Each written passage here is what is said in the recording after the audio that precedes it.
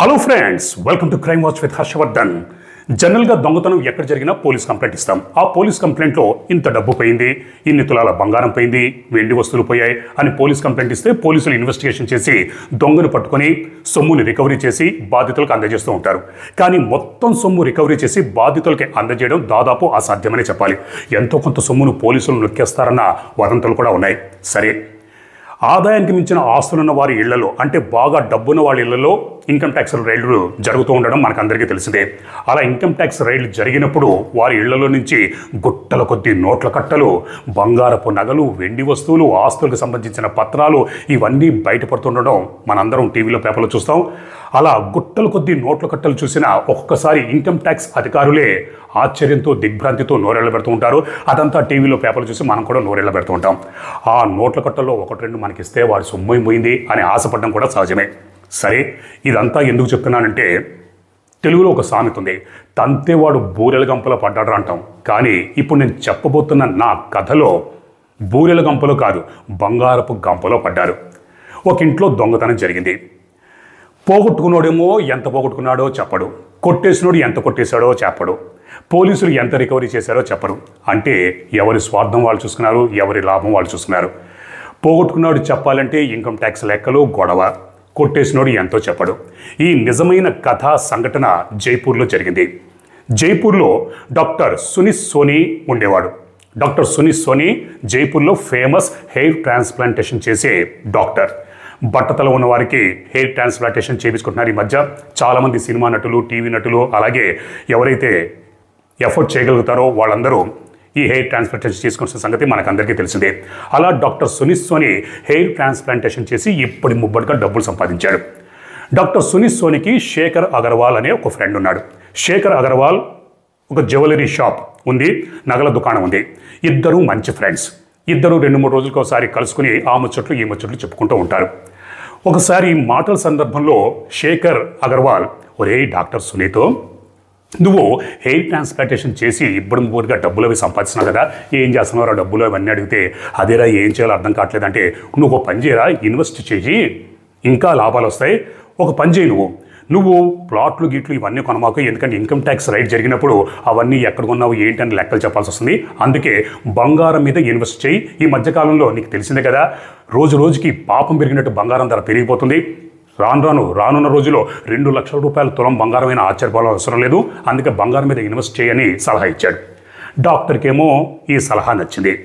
పైగా శేఖర్ అగర్వాల్కి నగల దుకాణం ఉంది. దాంతో ఈ డాక్టర్ సునీత్ సోనీ శేఖర్ అగర్వాల్ నగల దుకాణంలోనే బంగారం కొనడం మొదలుపెట్టాడు. అలా విడతల వారీగా బంగారం కొంటూ ఉండేవాడు. అప్పుడప్పుడు శేఖర్ అగర్వాల్ క్రెడిట్ కూడా ఇస్తూ ఉండేవాడు. దాంతో డాక్టర్ బంగారం కొంటూ ఉండేవాడు. శేఖర్ అగర్వాల్ తన నగల దుకాణంలో బంగారం ఇప్పించడమే కాకుండా తనకు తెలిసిన వాళ్ళ నగల దుకాణాలు కూడా బంగారం కొనిపిస్తూ ఉండేవాడు. అలా డాక్టర్ సునీత్ సోనీ కొన్ని కోట్ల రూపాయల బంగారాన్ని కొన్నాడు. ఒకరోజు శేఖర్ అగర్వాల్, అరే నువ్వు బంగారం కొన్నా కానీ ఎక్కడ పెట్టుకుంటున్నావురా అంటే, ఎక్కడ పెట్టుకోవడం ఏంట్రా, ఇంట్లోనే పెట్టుకుంటున్నాను, బీరువాలో పెట్టుకున్నా అంటే, ఒక పిచ్చోడా బీరువాలో పెట్టుకున్నావు అనుకో, రేపు పొద్దున్న for suppose income tax right జరిగింది, అప్పుడు ఆ బంగారం అంతా వాళ్ళు తీసుకెళ్ళిపోతారు, నువ్వు లబోదిబం అంటావు.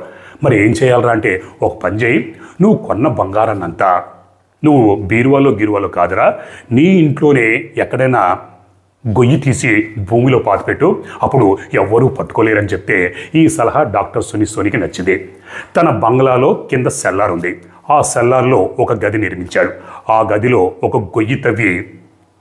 లోతుగా గొయ్యి తవ్వి 3 చెక్క బాక్సుల్లో తాను కొన్న బంగారాన్నంతా అందులో పెట్టి భూమి లోపల పాతిపెట్టాడు. పైన ప్లాస్టింగ్ అది చేసి టైల్స్ అవి వేసాడు. ఇదంతా తన ఫ్రెండ్ అయిన శేఖర్ అగర్వాల్కి చెప్పాడు. పైగా చూపించాడు, ఒరే శేఖరు, నువ్వు చెప్పినట్టే బంగారం అంతా ఆ చెక్క పెట్టెలో దాచిపెట్టి ఇదిగోరా ఇక్కడే గొయ్యి తీసి పాతిపెట్టేశాను, రేపొద్దున ఇన్కమ్ ట్యాక్స్ జరిగితే ఎవరు పట్టుకోలేడరా మనల్ని అని నవ్వాడు. ఇద్దరూ ముసిముసిగా నవ్వుకున్నారు. ఇక్కడ ఏ ఫ్రెండ్ అయితే బంగారం కొను అని సలహా ఇచ్చాడో, ఏ ఫ్రెండ్ అయితే ఇన్కమ్ ట్యాక్స్ జరుగుతుందని బెదిరించాడో, భయపెట్టాడో, ఏ ఫ్రెండ్ అయితే ఆ బంగారాన్ని భూమిలో దాచిపెట్టు అని చెప్పాడో, ఆ శేఖర్ అగర్వాల్ మైండ్లో ఏదో నడుస్తుందన్న సంగతి ఈ డాక్టర్ గారికి తెలియదు. శేఖర్ అగర్వాల్ అంతా చూశాడు. ఓహో, వీడి దగ్గర కొన్ని కోట్ల రూపాయల బంగారం ఉంది, పలానా చోట దాచిపెట్టాడు అని మొత్తం అంతా తెలుసుకున్నాడు. ఆ బంగారాన్ని కొట్టేసినా ఈ డాక్టర్ అన్నవాడు పోలీస్ కంప్లైంట్ ఇవ్వలేడు. ఇవ్వలేడు, ఎందుకంటే ఇస్తే ఆ బంగారం అంతా ఎక్కడ కొన్నాడు ఏంటని లెక్కలు చెప్పాలి. దాంతో శేఖర్ అగర్వాల్ మైండ్లో ఒక ప్లాన్ రూపుదిద్దుకుంది. ప్లాన్లో భాగంగానే ఈ డాక్టర్ ఉంటున్న ఇంటి పక్కనే ఒక ఖాళీ ప్లాట్ ఉంది. ఆ ఖాళీ ప్లాట్ ఉందన్న సంగతి శేఖర్ అగర్వాల్కి తెలుసు. అందుకే బంగారాన్ని భూమిలో దాచిపెట్టమని చెప్పాడు. శేఖర్ అగర్వాల్ ఇక తన ప్లాన్ని అమలు చేయడం మొదలుపెట్టాడు. తన బామ్మర్దిని అల్లుండి రంగంలోకి దించాడు. అలాగే తనకు నమ్మకస్తులైన 2 వ్యక్తులను కూడా రంగంలోకి దించాడు. పక్కనున్న ప్లాటు ఖరీదు 90 లక్షల రూపాయలు. ఆ ప్లాటుని 90 లక్షల రూపాయలు పెట్టి బన్వారీ అని తనకు నమ్మకస్తుడైన వాడి చేత కొనిపించాడు. కొనిపించిన తర్వాత ఆ ప్లాట్ చుట్టూ కాంపౌండ్ వాల్ వేశాడు. మధ్యలో ఒక రూమ్ వేశాడు. ఇరుగు పొరుగు వారు ఎందుకేంటంటే అందరికీ తెలిసిందే కదండి, ఈ మధ్య కబ్జా చేస్తున్నారు, అందుకని ఫస్ట్ కాంపౌండ్ వాల్ ఇస్తాను, మధ్యలో ఒక చిన్న రూమ్ వేశాను, ఆ తర్వాత అపార్ట్మెంట్ అది కడతానని చెప్పాడు. తర్వాత ఆ గదిలో గొయ్యి తీయడం మొదలుపెట్టాడు. ఇక్కడ శేఖర్ అగర్వాల్కి తన ఫ్రెండ్ ఈ డాక్టర్ సోనీ అన్నవాడు సెల్లర్లో ఎక్కడైతే గొయ్యి తీశాడో అది తెలుసు. మొత్తం అంతా మైండ్లో మాస్టర్ ప్లాన్ ఉంది. ఈ పక్కనున్న ఖాళీ ప్లాట్లో వేసిన గదిలో గొయ్యి తవ్వడం మొదలుపెట్టాడు. అలా 10 అడుగుల లోతు గొయ్యి తవ్వాడు. ఆ తర్వాత పక్క ప్లాట్ కంటే డాక్టర్ ఉంటున్న ప్లాట్కి సమాంతరంగా 25 అడుగుల సొరంగం తవ్వితే కరెక్ట్గా ఆ సొరంగం దగ్గర తేలుతుందన్న సంగతి ఈ శేఖర్ అగర్వాల్ మైండ్లో లెక్కుంది. అలా ఆ గదిలో సొరంగం తవ్వడం మొదలుపెట్టాడు. అలా నెల రోజుల పాటు 25 అడుగుల సొరంగాన్ని తవ్వాడు. తవ్వగా 26 అడుగు వచ్చేసరికి కరెక్ట్గా డాక్టర్ సోనీ సుమిత్ ఎక్కడైతే సెల్లార్లో బంగారం దాచిపెట్టాడో అక్కడ తేలింది. ఆ తర్వాత ఆ సెల్లార్లోకి శేఖర్ అగర్వాల్ వాళ్ళ మనుషులు అందరూ ఆ గదిలోకి ప్రవేశించి ఆ చెక్క బాక్సులు ఓపెన్ చేసి అందులో ఉన్న బంగారాన్నంతా మూట కట్టుకుని నెమ్మదిగా సొరంగ మార్గం ద్వారా తరలించడం మొదలుపెట్టారు. బంగారాన్ని మూటగట్టడం, సొరంగ మార్గం ద్వారా బయటికి తరలించడం, అలా 3 రోజుల పాటు ఆ 3 చెక్క బాక్సులు ఉన్న బంగారం అంతా సొరంగ మార్గం గుండా తరలించేశారు. 15 రోజులు గడిచిపోయాయి. 15 రోజుల తర్వాత డాక్టర్ సునీత్ సోనీ తన సెల్లార్లో గదిలో ఉన్న బంగారం ఎలా ఉంది ఏంటి అన్న చూడాలని కోరిక కలిగింది. ఎందుకంటే జనరల్గా ఎవరైనా డబ్బు దాచుకుంటే అప్పుడప్పుడు ఆ డబ్బును చూసి మురిసిపోతుండడం చాలా సహజమే. అలాగే ఈ డాక్టర్ సునీత్ సోనీ కూడా తన సెల్లార్లో బంగారం దాచిపెట్టాడు. అది ఎలా ఉంది ఒకసారి చూసుకుందామని 15 రోజుల తర్వాత సెల్లార్ గదిలోకి వెళ్ళాడు. లాక్ ఓపెన్ చేశాడు. లోపలికి వెళ్ళి చూస్తే చిందరవందరగా నేలంతా తవ్వుంది. చెక్క పెట్టెలు తెరుచున్నాయి. ఆ చెక్క పెట్టెలు చూస్తే లోపల బంగారం మాయం.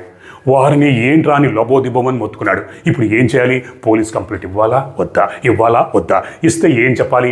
ఎక్కడి నుంచి చెప్పాలి? ఇలా తర్జన పడ్డాడు. మొత్తానికి ఆలోచించి చించి పోలీస్ కంప్లైంట్ ఇవ్వాలని నిర్ణయించుకున్నాడు. పోలీస్ స్టేషన్కి వెళ్ళి కంప్లైంట్ ఇచ్చాడు. ఆ కంప్లైంట్లో మా తరతరాల నుంచి, మా తాత ముత్తాతల నుంచి నాకు కొద్దిగా బంగారపు నగలు ఇవన్నీ వారసత్వంగా నాకు వచ్చాయి. దాన్ని నేను ఎవరైనా దొంగలు కొట్టేస్తారన్న భయంతో గొయ్యి తీసి సెల్లార్ లోపల పాతిపెట్టాను, అయినా సరే దొంగలు కొట్టేశారని కంప్లైంట్ ఇచ్చారు. పోలీసులు కంప్లైంట్ అది నమోదు చేసుకుని సెల్లార్ దగ్గరికి వచ్చారు. వచ్చి చూసి పోలీసులు కూడా ఆశ్చర్యపోయాడు. ఇదేంటి వీటి సెల్లార్లో గొయ్యి తీసి ఎందుకు పాతిపెట్టాడు అని ఆ చెక్క పెట్టెల్ని పక్కకి తొలగించి చూస్తే సొరంగం కనిపించింది. వారిని అని ఒక పోలీసు ఆ సొరంగంలోకి వెళ్తే ఆ సొరంగం పక్క ప్లాట్లో తేలింది. ఈ పక్క ప్లాట్ ఎవరు కొన్నారని ఆరా తీస్తే బన్వారీ అన్నవాడు కొన్నారన్న సంగతి తెలుసుకున్న పోలీసులు బన్వారీని అదుపులోకి తీసుకున్నారు. అదుపులోకి తీసుకుని తమదైన శైలిలో ప్రశ్నిస్తే ఆ బన్వారీ బొబ్బబ్బబ్బు నాకేమీ తెలియదు, ఈ శేఖర్ అగర్వాల్ అన్నవాడే మొత్తం అంతా చేయించాడు, వాడే నా బినామీ నా పేరు మీద కొనిపించాడు, నాకేం తెలియదని మొత్తం కథంతా జరిగిన దొంగతనం అంతా ఏంటి అనేది పోసగుచ్చినట్టు చెప్పాడు. దాంతో పోలీసులు శేఖర్ అగర్వాల్ని, వాడి బామ్మర్దిని, అల్లుణ్ణి అందరినీ అదుపులోకి తీసుకుని తమదైన శైలిలో ప్రశ్నిస్తే మొత్తం కథంతా బయటకు వచ్చింది. అప్పటికే 15 రోజులు గడిచిపోవడంతో శేఖర్ అగర్వాల్ అందులో సగం బంగారం అమ్మేశాడు. తన మీద ఉన్న అప్పులు కొన్ని కోట్ల రూపాయలు తీర్చేసుకున్నాడన్న సంగతి పోలీసులకు తెలిసింది. ఇక్కడ ఏంట్రా బాబు ఏంటి సంగతని ఈ డాక్టర్ సునీత్ సోనీని అడుగుతానేమో సునీత్ సోనీ లేదు వీడే సలహా ఇచ్చాడు బంగారం కొనమని, వీడే సలహా ఇచ్చాడు ఇన్కమ్ ట్యాక్స్ రైడ్ జరుగుతుందని, వీడే సలహా ఇచ్చాడు భూమి లోపల పాతి పెట్టమని అని చెప్పాడు. అది సరే కానీ ఎంత బంగారం కొన్నావు, ఎంత బంగారం పోయిందంటే డాక్టర్ ఏమో నోరు మెదపడు, తేలుగుట్టిన దొంగలా ఉండిపోయాడు. ఎందుకు అని ఆరాధిస్తే పోలీసులు ఈ పక్క ప్లాట్ని 90 లక్షల రూపాయలకి ఈ శేఖర్ అగర్వాల్ కొన్నాడు, ఈ దొంగతన ప్లాన్ అమలు చేశాడంటే 90 లక్షల రూపాయలు పెట్టుబడి పెట్టాడా అంటే ఎన్ని కోట్ల రూపాయలు కొట్టేసి ఉండాలి. కానీ ఈ డాక్టర్ సునీత్ సోనీ ఏమో నోరు మెదపడు, తెరిచి చెప్పడు ఎంత బంగారం పోయింది ఏంటని. పోలీసులు మొత్తానికి ఆరా తీసి లెక్కలిస్తే 500 కేజీల బంగారం పోయిందని తేలింది. కానీ సునీత్ సోనీనేమో నోరు మెదపడు, నాకు చెప్పడు. చెప్తే ఇన్కమ్ ట్యాక్స్ ఎందుకు కట్టలేదు, లెక్కలు చెప్పాలి, ఇదంతా ఎక్కడి నుంచి వచ్చింది ఏంటి అన్న సంగతి చెప్పాలి కాబట్టి నోరేమో మెదపడు. ఇక్కడ ఎవడైతే కొట్టేశాడో వాడు కూడా ఎంత కొట్టేశాడో అన్న సంగతి చెప్పడు. పోలీసులు మొత్తానికి కొంత రికవరీ చేశారు, కానీ ఎంత రికవరీ చేశారన్నది పోలీసులు కూడా చెప్పరు. ఎందుకంటే సపోజ్ ఈ సునీత్ సోనీ అన్నవాడు 50 కేజీల బంగారం పోయిందంటే పోలీసులు రికవరీ చేసింది 100 కేజీలు ఉందంటే మరి 100 కేజీలు ఇస్తారా? 50 కేజీలే ఇస్తారు, లేదా తక్కువ ఇస్తారు. మిగతాదంతా ఎవరు కొట్టేస్తారు, ఎవరి దగ్గర పోతుంది అందరికీ తెలిసిందే. కాబట్టి ఇక్కడ అందరూ తంతే బూరెల గంపలు కాదు, బంగారపు గంపలో పడ్డట్టయింది. ఎవరి స్వార్థం వాళ్ళు చూసుకున్నారు, ఎవరి లాభం వాళ్ళు చూసుకున్నారు. అందుకే జనరల్గా ఇన్కమ్ ట్యాక్స్ రైడ్లు జరిగినప్పుడు మనం టీవీలో పేపర్లు చూస్తుంటాం, గుట్టల కొద్దీ డబ్బులు ఇవన్నీ బయటపడుతుంటాయి. అప్పటిదాకా వీడు మామూలుగా ఉండేవాడు, వీడి ఇంట్లో ఇన్ని డబ్బులున్నాయా, ఇన్ని నగలున్నాయా అని అందరూ ఆశ్చర్యపోతుంటాడు. వాడేమో ఒక మూల కూర్చొని ఇన్కమ్ ట్యాక్స్ అధికారులని కరకరా నమ్మలే టెస్ట్ చూస్తాడు.